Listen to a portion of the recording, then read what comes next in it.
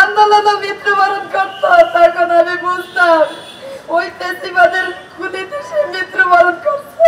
যে তোমার স্বামী কোনো এক জায়গায় নিরাপদে আছে, তুমি দু একদিন ধৈর্য ধরো, অবশ্যই তোমার স্বামীকে। আমি কখনই এই রাস্তায় আসতাম না এভাবে। আমার স্বামীর সন্তানের জন্য আসছি আমি, আমার ছেলের সন্তান। আমার ছেলে তার বাবাকে যেন ফিরে পায়। আজকে 5 দিন আমার ঘরে তার বাবা ডাক শুনি না, আমি কেন শুনবো না?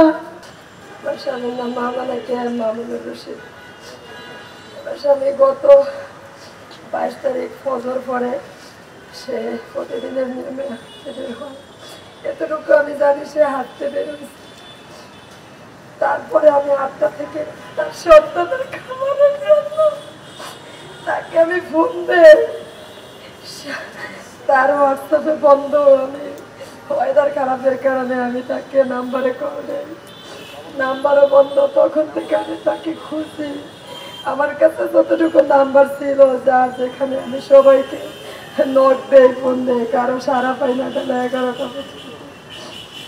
পরবর্তীতে আমি আমার কাছের একটা ভাইয়ের সাথে শেয়ার করি, ভাই কি করা যায়। আমার নিজের ভাইকেও বলি। পরে আমি উত্তরা থানায় যাই, একটা চিঠি করি আমার স্বামীকে নিয়ে। ওইখান থেকে প্রশাসন, থানা পুলিশ, ডিবি যা আছে, র্যাব, সবাই বলে আমার কাছে খোঁজ খবর নেয়, তথ্য নেয়, আসে। কালার এক্সপার্ট, জর্জ স্যাপ এবং মাইল্ড অন হ্যান্ডস টেকনোলজি সমৃদ্ধ অরিক্স ক্রিস্টাল ওয়াশ আপনার লন্ড্রি এক্সপার্ট। যে আমরা খোঁজ যত সম্ভব, যত উপর থেকে হোক, যেভাবে হোক আমাদের খোঁজ লাগাইছি, এতটুকু আমি জানি। কিন্তু আজও পর্যন্ত স্বাধীন বাংলাদেশে কেন এইভাবে মানুষ 1 ঘন্টা, 2 ঘন্টা, 12 ঘন্টা, 24 ঘন্টা, আজকে 5 দিন শেষ হয়ে যাচ্ছে, আমি তার কোনো এমন একটা সন্ধান পাই না কোন প্রশাসনের পক্ষ থেকে যে তোমার স্বামী কোনো এক জায়গায় নিরাপদে আছে, তুমি 2-1 দিন ধৈর্য ধরো, অবশ্যই তোমার স্বামীকে পাইবে। কোন সন্ধান আমি পাই না।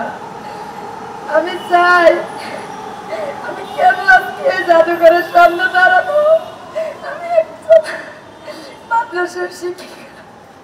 আমি কখনই এই রাস্তায় আসতাম না এভাবে। আমার স্বামীর সন্তানের জন্য আসছি আমি, আমার ছেলের সন্তান। আমার ছেলে তার বাবাকে যেন ফিরে পায়। আজকে 5 দিন আমার ঘরে তার বাবা ডাক শুনি না, আমি কেন শুনবো না? যদি সে আন্দোলনে মৃত্যুবরণ করতো তখন আমি বুঝতাম ওই ফেসিবাদের খুনিতে সে মৃত্যুবরণ করছে।